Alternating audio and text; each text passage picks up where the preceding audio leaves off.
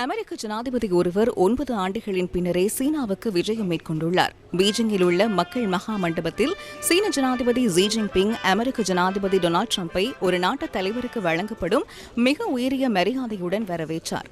ஜனாதிபதி டிரம்பிற்கு சீன முப்படைகளின் கௌரவ மரியாதை வழங்கப்பட்டதுடன் தியானன்மென் சதுக்கத்தில் அவருக்கு 21 மரியாதை வேட்டுகள் தீர்க்கப்பட்டு உற்சாக வரவேற்பளிக்கப்பட்டது.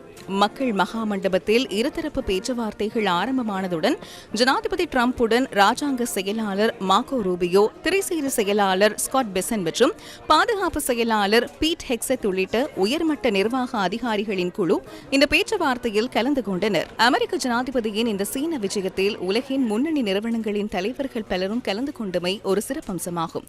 அவர்களில் டெஸ்லா மற்றும் ஸ்பேஸ் எக்ஸ் பிரதானி இலான் மஸ்க், என்விடியா தொழில்நுட்ப நிறுவனத்தின் நிறுவனர் ஜென்சன் ஹுவாங், ஆப்பிள் நிறுவன தலைவர் டிம் குக், முன்னணி நிதி மற்றும் முதலீட்டு நிறுவனமான பிளாக் ராக் தலைவர் லாரி ஃபிங், பிளாக்ஸ்டோன் தலைவர் ஸ்டீஃபன் ஸ்வாட்ஸ்மன் மற்றும் போயிங் நிறுவன தலைவர் கெல்லி ஓட்பெக் ஆகியோர் உள்ளடங்குவர்.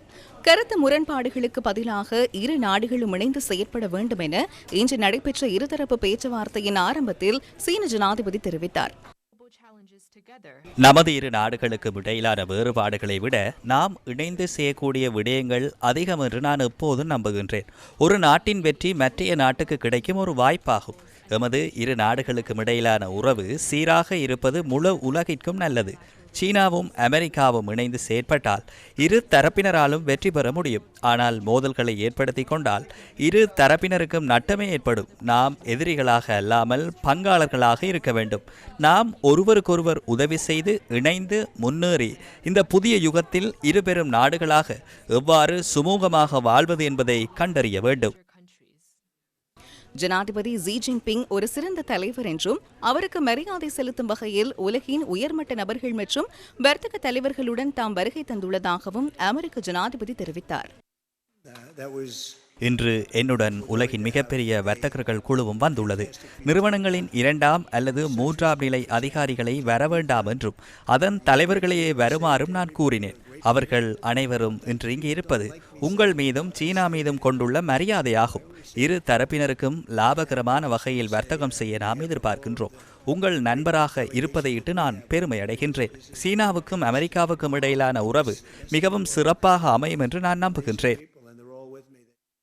தாய்வான் நெருக்கடி அமெரிக்க சீன உறவுகளில் மிக முக்கியமான காரணியாகும் என சீன வெளிவிகார அமைச்சு இன்று மாலை அறிவித்தது.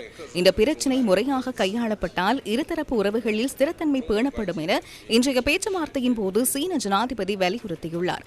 ஆனால் இந்த நெருக்கடி தவறாக கையாளப்பட்டால் இரு நாடுகளுக்கும் இடையே பிரச்சினைகள் ஏற்பட்டு அது மோதல் வரை ஆபத்தாக வளரக்கூடும் என்றும் அவர் சுட்டிக்காட்டினார். மத்திய கிழக்கு, கொரியா மற்றும் யுக்ரைன் நெருக்கடிகள் குறித்தும் இரு தலைவர்களும் கலந்துரையாடியதாக சீன வெளிவிகார அமைச்சு தெரிவித்துள்ளது. இதேவேளை இரு தலைவர்களுக்கும் இடையில் ஆக்கப்பூர்வமான பேச்சுவார்த்தை இடம்பெற்றதாக வெள்ளை மாளிகை தெரிவித்துள்ளது. பொருளாதார ஒத்துழைப்பு மற்றும் அமெரிக்க நிறுவனங்கள் சீன சந்தையில் நுழைவதற்கான வாய்ப்புகள் குறித்து இரு தலைவர்களும் கலந்துரையாடியதாக வெள்ளை மாளிகை வெளியிட்ட அறிக்கையில் குறிப்பிடப்பட்டுள்ளது.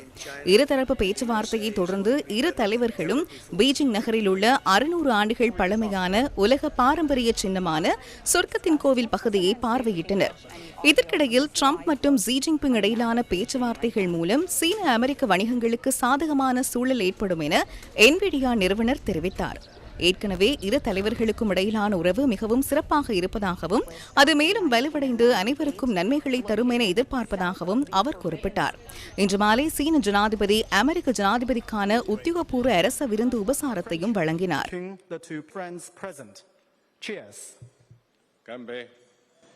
Cheers.